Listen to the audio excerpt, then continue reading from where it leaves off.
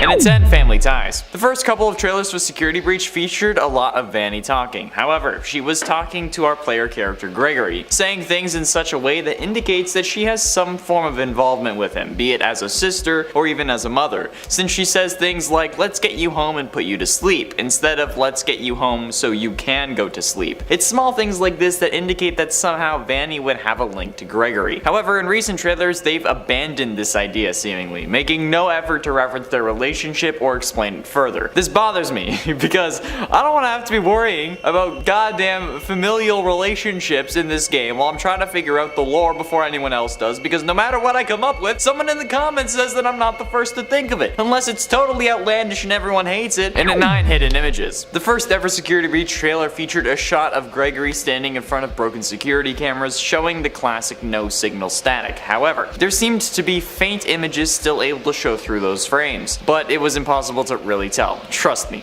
I tried. But the biggest mistake in this case wasn't something the trailer did, but rather something they didn't do. They had the coolest opportunity to drop some wicked Easter eggs on us by using those static screens to show faded stills from old security cameras, as an homage to where the series started, but instead they just made it look like a load of static for no reason. They knew damn well we'd be coming over every single frame of that trailer, but did they throw us a bone? No. Probably because if they had, we would have taken that bone and ran with it until there was no way the game could meet our expectations. We'd think it was like gonna be this like some Heart Gold, Soul Silver Pokemon thing where we get to explore previous regions as well, but that obviously would not be the case, but we still would have done it though, even if it was obvious that it wasn't where it's going.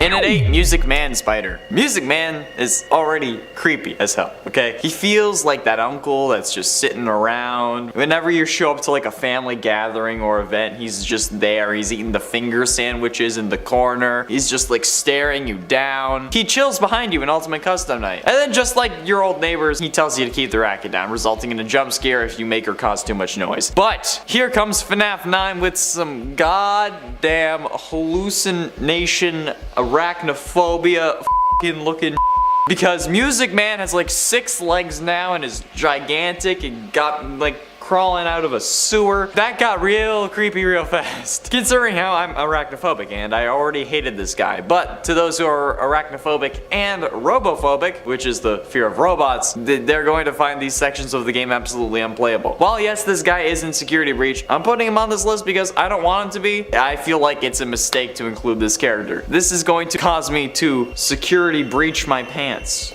And 7 reveals. We don't know much about Security Breach. We know that it's planned on being a hide-and-seek style game and that the main villain will be Vany and that a couple new animatronics will be introduced along with a new location, the Mega Pizzaplex. But other than that, we don't really know anything. We now know that there are seemingly 2 ways to play the game, surviving until 6 AM and following the story. However, that's it. We don't know anything else. And some of the things that we do know are now put into question, which I'll talk about later. But honestly, if this game was any other game series, we wouldn't be excited for this game. If this game series wasn't my job at this point, there would be nothing to really talk about. But since this series is so popular, they can get away with giving us so little information. Like, think about it. What do we really know about what's going on in this game, or going to be in this game? Do we know anything about the story? No. We have speculation and theories. And that's where the mistakes come in. Because if this was literally any other game, no one would care. But because it's FNAF, everyone's excited. So I'm just saying they should have been giving us more. And at 6, the bunny. The suit that Vany wears and the suit that she is known for is no doubt inspired by Afton and his love for the Bunny animatronic. Probably a little too much love considering how he was shoving Jeremy inside of it in 1985. However, I think that it's pretty obvious that Springtrap and even more so Glitchtrap, because of like the whole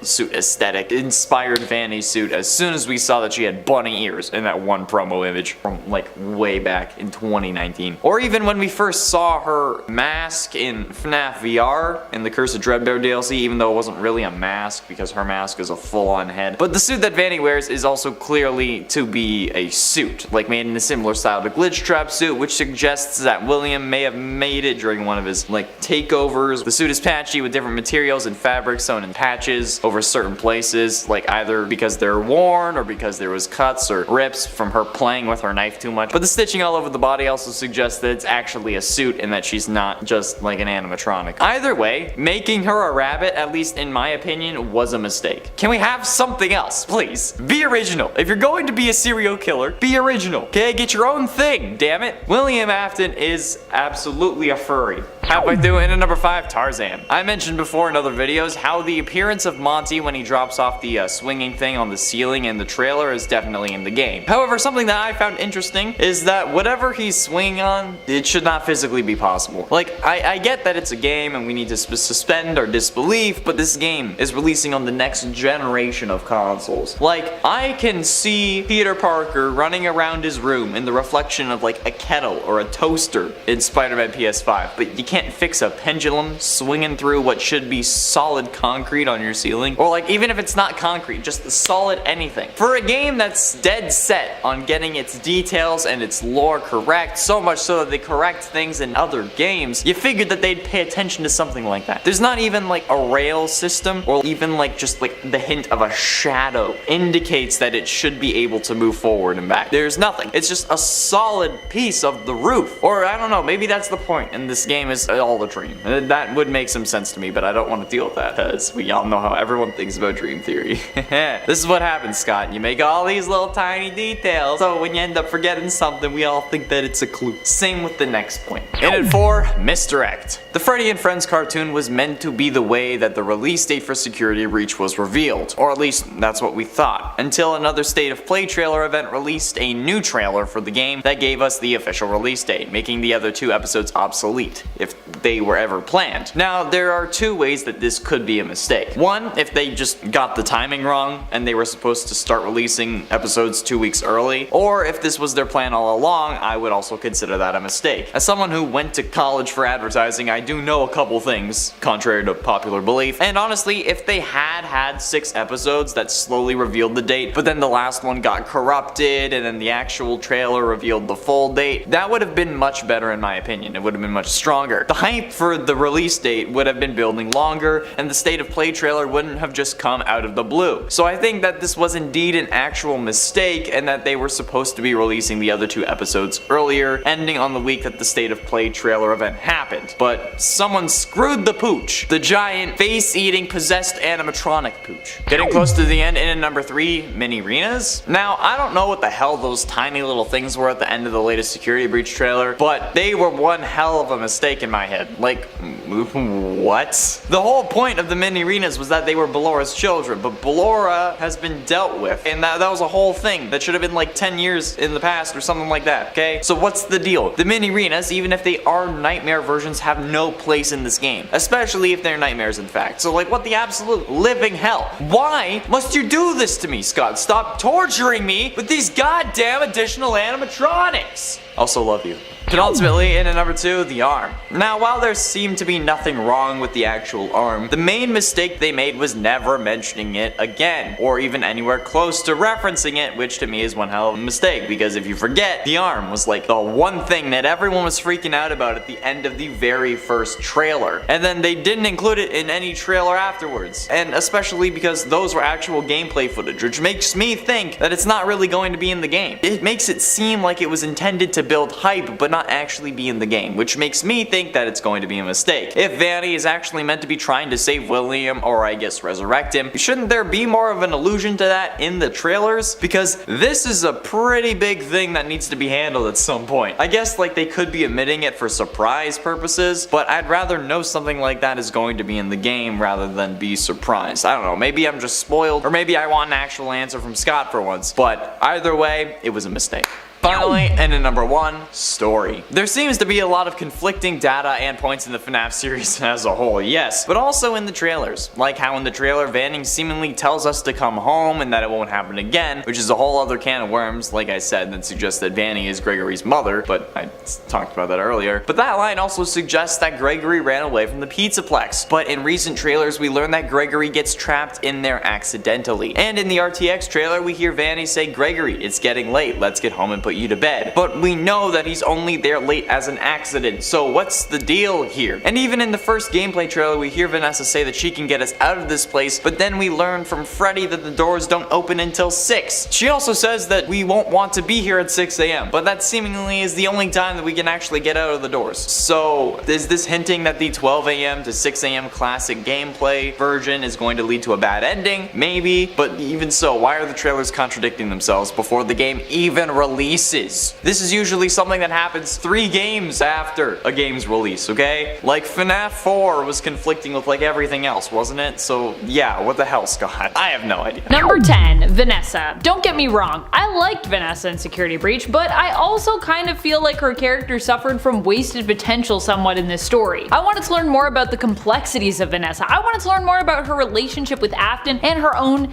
sense of purpose here. But instead, she ended up as very much a pawn and kind of just like another barricade that you have to deal with in the game. Vanessa claims to want to help Gregory, but she definitely appears to have ulterior motives that are never explicitly stated but seem to be connected to her role as Vany. We also don't really get to learn if Vanessa is aware of this other persona and is more willing now here, or is just more brainwashed into following Afton. There are so many questions just left unresolved when it comes to her character, and she definitely doesn't appear to be as genuinely interested in helping Gregory as it was implied in some of those trailers. Even the implied connection between her and Gregory seems to have completely been discarded. And it was definitely implied that she was maybe gonna be like his sister or like his mom, and now it's just like, no, she's just a security guard. Alright. Number 9, Duffel Bags. This just is a curious element of the game that I'm not sure it makes a ton of sense in regards to the story. When it comes to items or messages, we generally retrieve them from duffel bags that can be found throughout the Pizzaplex. But why duffel bags? Like, I understand thematically they look great. They're like these 80s style duffel bags. They look like they belong in the world, but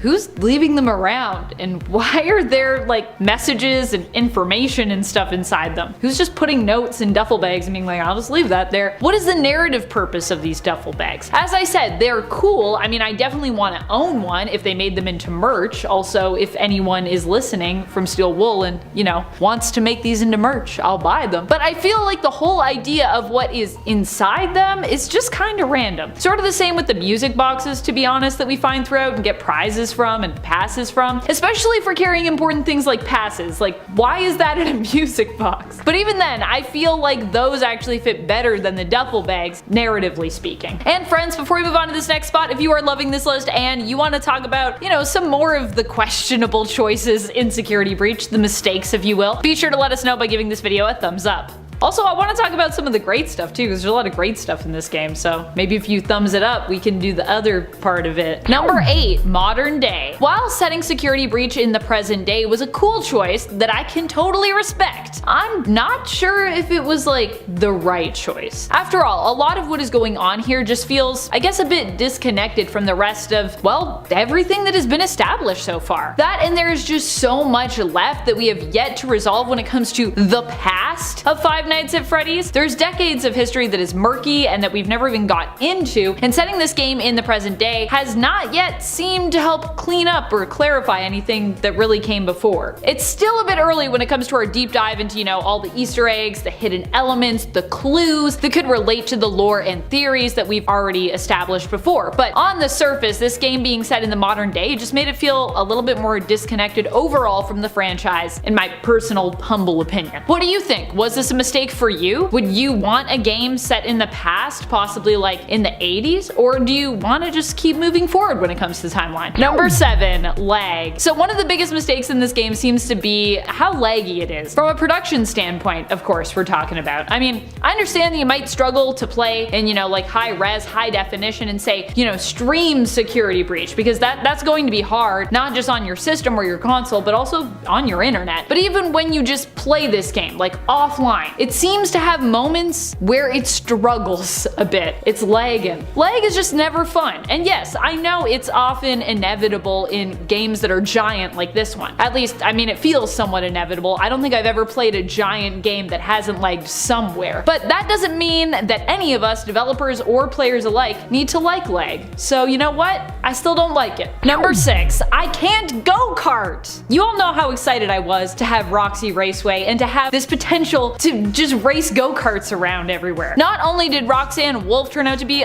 kind of disappointing as an animatronic, considering, you know, how narcissistic she is, at least when we first meet her, even though initially I was actually excited for her character, but also her raceway doesn't really allow us to unlock and race go-karts. There's no intense racing mini-games here. Sure, there is a sequence where you need to stop Roxanne herself using a go-kart, but we did not get any options to actually have a fun time racing on the raceway. Also, it it might just be me, but I was kind of hoping for either like an actual go-kart like time-lapse minigame within the track itself, or you know, some kind of Mario Kart FNAF amalgamation minigame that we could play as, I don't know, an arcade game in the Pizzaplex. Actually, I think there is one in Roxanne's room, but I've never tried to play that, so I don't know if that actually works. Does that work? I don't know. How sad. Instead, when it comes to any kind of racing in the game, it's all about the main objectives, defeating Roxy, capturing those eyes. And you know, I'm for that too, but I also just kind of wanted to have fun and feel the wind in my hair, or at least, you know, imagine the wind in my hair. Number 5, crashes. As with many new games as well, Security Breach is not immune to crashing or giving you just a completely black screen. However, as much as this is a glitch or error in Security Breach, it's also a pretty common error for you to encounter with new games in general. So it's no surprise that tons of people have reported this being an issue or a glitch. One of the more problematic spots for this on PC seems to be when you move into the daycare area, and happens as a result of possibly GPU issues and certain things just not being fully up to date in your system. Don't worry though, a lot of these frustrating, scary crashes already have a whole articles dedicated to helping you move past them and fix them. Number 4, sidekick Vany. Vany was implied from everything we saw to be an ally of Afton's, and I mean she was, but I think there was a good number of fans, myself included, that were kind of hoping she'd ultimately be the one to take over for William, and that this game would kind of be like a passing of the torch, as MatPat has said before. That isn't really what we got here. Not only that, but as a sidekick character, Vany just didn't really get to do that much. Sure, she was still the key to getting William to, you know, return to life once more, but I feel like she had a lot more potential to be or become more of a mastermind herself, and even become more powerful. Part of me thought that Afton would somehow imbue her with power, or like even maybe take over Vany, giving him a new, more lively form, as he's pretty much like a shambling corpse. Instead, it felt like we just got a lot of the same old same when it came to who our main villain was, and how weird and kinda unclear his overall plot was here. Why does Afton even want to return to life, by the way? Number 3, mismatched subtitles. If you, like me, love to play with the subtitles on so you can just read everything instead of just relying on your ears, you might at times be disappointed in Security Breach. Why? Well, because the dialogue that is being said doesn't always match the subtitles that you're seemingly given. Sometimes this appears to just be like a conflicting error where repeated NPC lines just aren't synced with the subtitles, which means a line you've probably heard a dozen times or will hear a dozen times is still being said, but an alternate, often repeated line is being shown instead in the subtitles. So it's like just a conflict of repeating lines getting mismatched. However, sometimes these mismatches are just kind of creepy. Like when Chica is meant to say that your parents are looking for you in regards to what the subtitles read, but instead she just kind of like gutturally growls, "Gregory."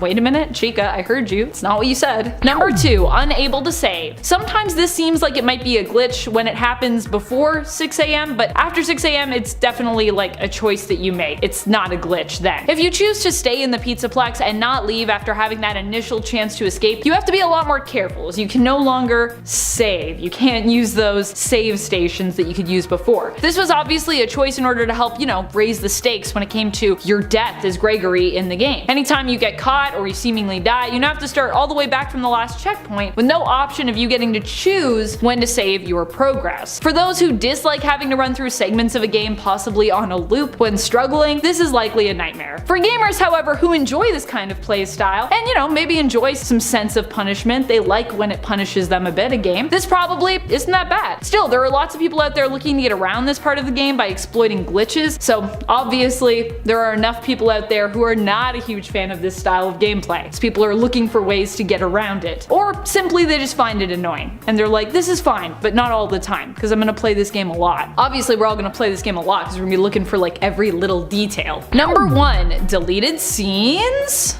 I don't know why I said it like that, but are they deleted scenes? What happened? Based on what we saw in the trailers and teasers for Security Breach, a lot of the moments and scenes we were most hyped about there seem to have gotten the axe, which is really unfortunate considering, you know, those are some of the moments that we were most hyped for. I know I, for one, was eager to figure out why we were running from Vanessa when it seemed like she might be trying to help us. I was interested in learning more about the relationship between the split personalities of Vany and Vanessa, and I wanted to know just what William Afton wanted, and why did he want it, and who was helping him. It sounded like there was multiple people, and how do we as Gregory fit into that? Instead, we got more of like a wrong place, wrong time scenario when it came to our story. At least that's how it appears on the surface.